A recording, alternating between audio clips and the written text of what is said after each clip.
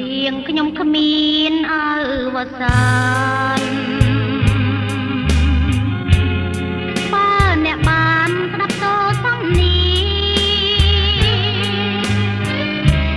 រឿងជីវិតរស់ដោយក្របលៀងរឿងស្នេហ៍ដែលរលត់មិនទៀងទោះបីនឹងច្រៀងក៏មិនចំស្នេហ៍របស់អូនចំពោះបងស្លាប់ទៅផងក៏នៅមិនស្ងប់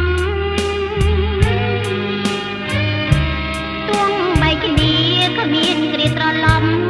ទួងរលាយទាំងប្រាប់ទាំងរងប្រលឹងនៃជាប់នឹងថ្លៃ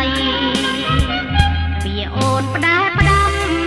ឲ្យបងចងចាំជានិច្ចចាំជាប់កុំភ្លេច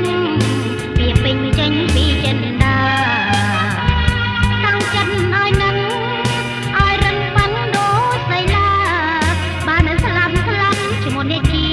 ស្លាប់ក្នុងការងារគុំនិតប្រពៃពពងរសាន់ទៅអនឡាញទួងនៅឆ្ងាយឆ្ងាយពីផែនដីគង់មិនផុតពីយប់និងថ្ងៃដូចជីវិតផុតសុខជួបភ័យបើស្លាប់ក្នុងនេះអត់ដំ